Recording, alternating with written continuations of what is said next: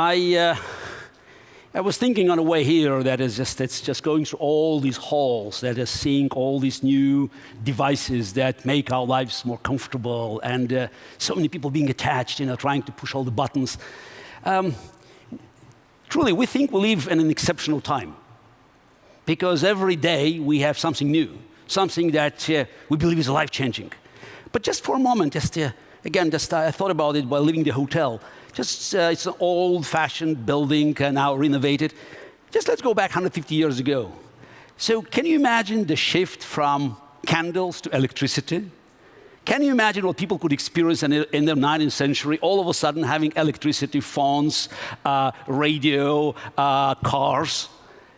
So let's not fool ourselves. This is not a unique time.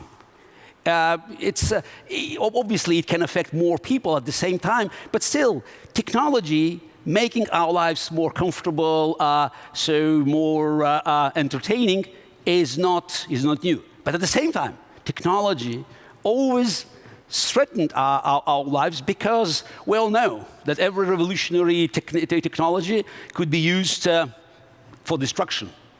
And the utopia of the beginning of the 20th century ended all of a sudden by the World War I, and then World War II.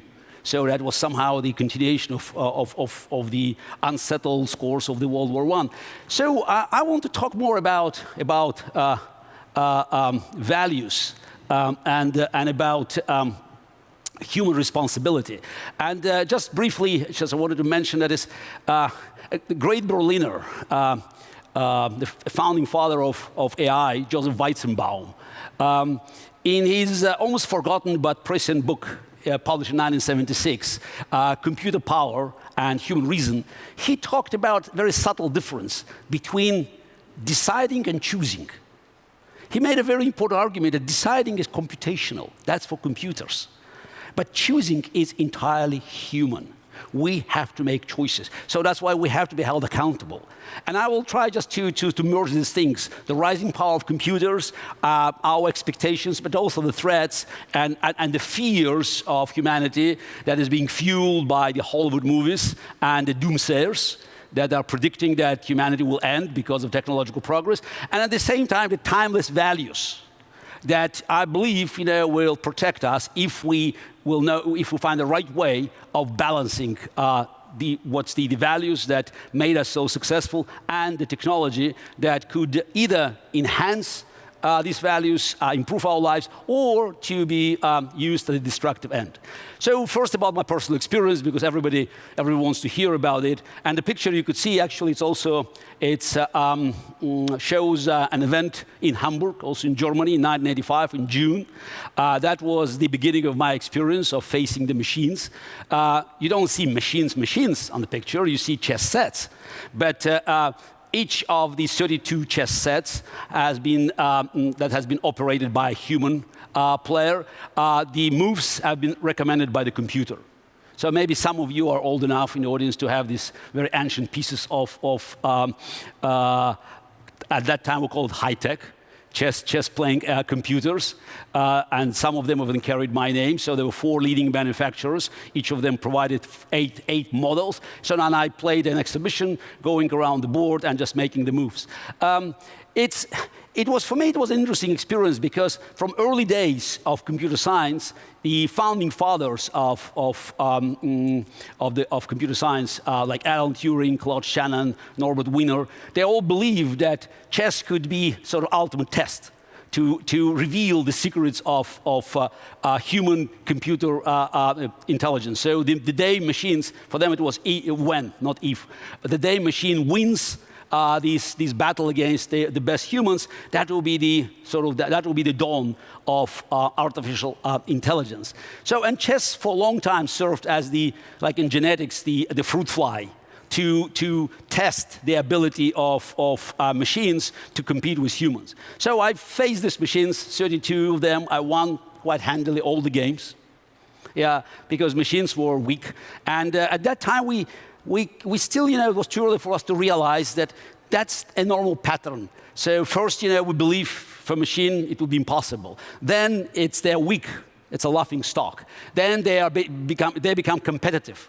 And eventually, they are stronger forever after. So I played this match, and I said, it's not just I won the match, but it was more like nobody was surprised. People thought it was a very natural outcome. So it's because machines, they were weak, they were machines, they were stupid. And every time I look at the picture, it reminds me of the golden age of human-machine competition, because machines were weak and my hair was strong. Just 12 years later, now I faced only one computer. That was Deep Blue. I also have to remind people that it was a rematch, because very often they omit the fact that I won the first one in 1996 in Philadelphia, and that match was in New York. As you could see, it is also the cover of Newsweek saying the brain's last stand, no pressure, again, it's a water under the bridge, so it's a long time ago, so I lost, and in my book, Deep Thinking, I gave quite a detailed description of the match. Frankly speaking, Deep Blue was not strong enough to beat me all the time. So it's more like I lost the match than Deep Blue won the match, though I gave full credit for IBM doing massive investment and running the program of parallel processors to create such a monstrous machine. Though, if you have a free chess app on your device or your mobile device, it's stronger than Deep Blue. It just, it's a Moore's law. So, and here is, by the way, one of the very important mistakes we always make while we're talking about machines playing chess, Go, video games, driverless cars. We all think machines must be perfect. No. They have to be better. There's, again, fundamental difference. They have to be better than humans, because no one is perfect. Never machines will reach 100% perfection. There will be always room for humans to make a contribution to improve this performance. But if we know how we do things, if we can quantify this, machines will eventually do it better. Because machines call it steady hand. They have a steady hand, and all humans are poised to make mistakes. When you look at these games that we played in 1997 or in 1996, so you just realize that if you, of course, analyze these games with modern chess software, that is monstrous compared to Deep Blue, so you'll realize how many mistakes were made on both sides. People say, oh, today the human chess is kind of a laughing stock for modern chess engines. Yes, but even Deep Blue game would be the same laughing stock for software that you can install in your laptop. It was in a very important moment, where I just realized that yes, I could have probably a rematch, though IBM made a very good choice by not doing that. So they just realized that they couldn't win anything else. So I always say that Deep Blue was anything but intelligent, but it made an intelligent decision to evade the rematch, because it could be in danger of facing a better prepared world champion. And by objective strengths at that time, I'll show it on the next slide, I think I was probably still stronger. But again, who cares about objective strengths? It's about moves that you make in the game, so winning or losing. And yeah, I was not prepared just to play under such tremendous pressure, and I have to say I underestimated my opponent and the progress that IBM made going from 1996 match to 1997 match. So now I want you just to stay with me and just to look at it's a very important slide, because it shows a lot about the progress of chess computers and about the modern development. So the one line, this is the thick blue line, shows the improvement. It's called chess rating. It's a special system that has been introduced in the late 60s just to demonstrate the strengths of the player. So what happened since Bobby Fischer to Magnus Carlsen? So as you could see, it's almost linear. It's just the improvement is minimal. Though, of course, we understand there's plenty of inflation, and while Fischer rating was 2785, mine at top was 2851, Magnus Carlsen at top 2822, now it's dropped to 2840. But it's very much depends on the foundation of the pyramid. More players playing, on the bottom, so there are more points they could add to the top. But you could see this again, this gradual improvement. Then you can also see the improvements of the computers. So this is the very the line that it's more dramatic. But still, when you look at Deep Blue at the time of our match, it was in 2700 plus category, but it was not strong enough. The reason I'm confident of doing so, because we can analyze these games with modern chess software. So that's why I can quite objectively place Deep Blue in this category. So now look at the strengths of the computers today. So Commodore, Stockfish, it's over 3400, which means the difference between these computers, this actual software, and Magnus Carlsen, the current world champion, is the same as between Magnus Carlsen and the player from an open international tournament. So it's a phenomenal difference. 500-600 points is phenomenal. But not because machines understand chess better than humans. It's just because machines don't make the same kind of mistakes. It's all about steady hand. It's all about your ability to play the game that is just consistent. But now something else happened recently. The group called DeepMind, so led by Demis Hassabis, working under Google. So they came up with an experiment. I think a lot of people heard about them playing the Go champion, and there was AlphaGo. And then they moved to chess. But why it was so significant? They came up with a Go algorithm, which, again, I have to say was quite an improvement, since Go is far more complicated game than chess. There are many more options. So people believe that you could not simply do the same brute force. Because Deep Blue was, at the end of the day, it's brute force. It's a so-called following Shannon classification type A machine that are just, that are using some of the human knowledge, but then put it in this brute force framework. So in Go, they had to use different kind of technique, but then they did something else. So they actually had a program called AlphaGo Zero.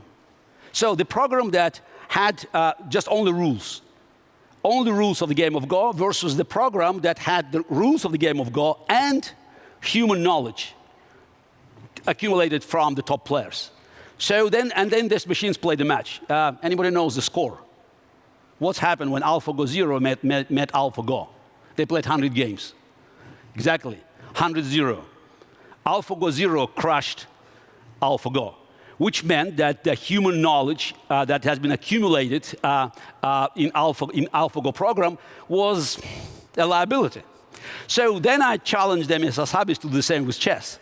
Because my point was, in chess, we have much more information available. It's higher quality. And today's top Go players, if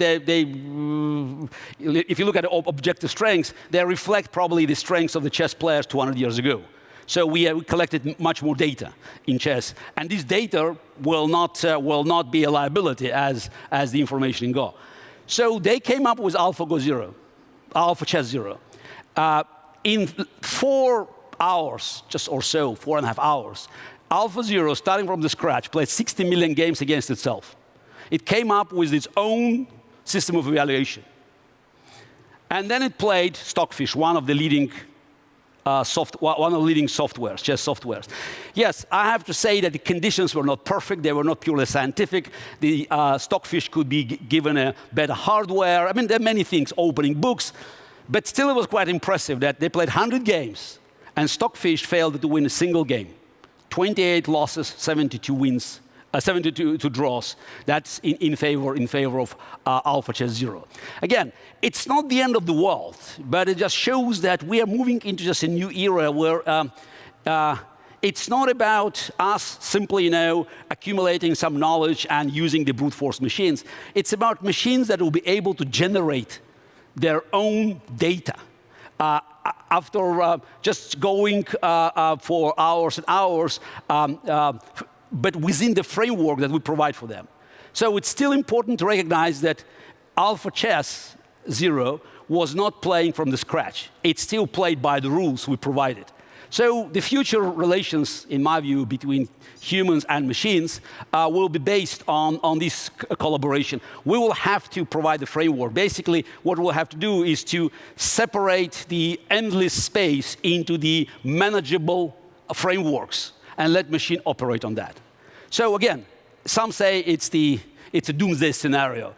I think it offers us just different perspective, because at the end of the day, as I said, no machine will ever reach 100% perfection. So the human role will be actually find out what is the role, what is the percentage where we can make a contribution. How can we, with our human intellect, human ability to strategize, human intuition, compensate for machines' deficiency?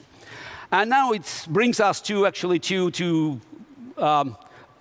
the problems that we are dealing with now. And it's about technology that is intervening in our lives. Again, just going to any halls here, you will see all these devices. It started many years ago with a computer at your work, then computer at your home, then your laptop, then your phone, mobile phone. Now they all are connected. So all of a sudden, you have so many devices that are connected, and it's a beautiful picture. So you look at this, everything works, in harmony. So your smart home is just, is a perfect place. Yes, absolutely. But now look from that angle, from a hacking angle, so many entries. So this is, and people say, oh, no, we don't want it. Wait a second. You want your iPhone, just to react to your image. You want Alexa to know everything about your household. There is a price to pay. There's no free lunch. So we just have to realize that, by buying at a very low cost all these convenient tools, we are also paying a much higher price, potentially with our privacy. Again, it's a fair trade. And I think it's just, expecting us, just to be totally protected while we want all these, this convenient mega network of all the devices. So I think it's just simply a fallacy. We are fooling ourselves, because again, going through all these exhibition halls, I thought maybe there will be a day where a coffee machine can hack your phone, because they all talk to each other. I think I just briefly had an interview just before coming to stage. So, and I, of course, asked about the privacy issue. And my answer is that if data does exist, and every day we're turning more and more of our life into data, the data will be collected. And if data is being collected, it could be hacked. So what we have to do is to make sure that those who collect the data will be responsible. It goes back to human accountability.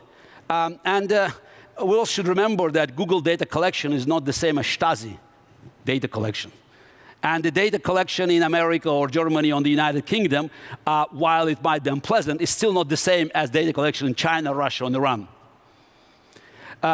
So we should, look for the regulations, and again for accountability of those who are sitting on these megatons of data. And also we should recognize that it's fighting AI hacking juggernaut. You cannot on your own. Though of course, I always recommend the elementary hygienic rules, like, we wash our hands, we clean our teeth.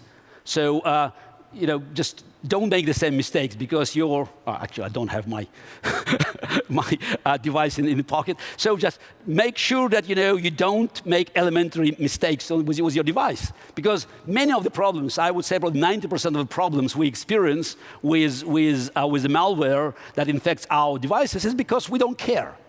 So a lot of things can be prevented. It doesn't mean you can prevent everything. As if you wash your hands and if you follow elementary rules, you still can catch virus. But just limit the possibilities for alien force to interrupt your lives. Again, there's no 100% guarantee, but you can definitely minimize the risk. So it's a vast lab, as a center actually, that looks at all these threats. And again, while we have AI on one side, empowered by humans, bad humans, we should also look for AI empowered by good humans to protect us. It's an ancient game of sword and shield. And we have to keep building, more layers of protection. But these layers of protections, they just don't exist in a vacuum. It's not just, a game, as a video game. You take one side, I take the other side. I think this game is very much based on our belief that, there are certain values that we must protect. And it's not because these values, they are just, engraved in the stones, and they're just written in some, in Holy Scripture. It's just because these values made us who we are, and made all the successes of the free world possible. And it's quite ironic that the technology that has been invented in the free world, technology that has been developed by free people, who could experiment in this free environment, is now being used by the other side, by unfree world, by the rules of unfree world, to undermine the very political foundation of the free world. So I just put all these, directions: ethics, accountability, principles, integrity, values, and we just should remember that machines, they cannot be inherently bad, because capacity for evil is exclusively human. It's about humans empowering the machines with bad intentions. So we should try to make sure that the world, the virtual world where these machines operate, that it will not be ruled by those who ignore these principles. And we should make sure that the big corporations, whether it's Facebook or Google, so they just recognize the consequences of this massive power that they are now projecting to the world, and that this power can be used by the enemies of the free world for hacking the elections in the free world. And people that live in the unfree world, they could be subjects for very serious threats, including threats to their lives, by the rules of the unfree world, when big corporations trying to protect their business are bending the rules and providing data to Chinese, Russian, or Iranian rulers. So I always say that it ends up with us humans. Because going back to what Joseph Weizenbaum wrote more than 40 years ago, it's for us to choose. Machines can make all sorts of decisions, but at the end of the day, it's for us to choose the direction. Even if it will be 2 or 3% left for us to direct this immense machine power, it's still our choice. And we have to make sure that this choice is a moral one. This choice is based on our values, because it's not just enough to make smarter machines.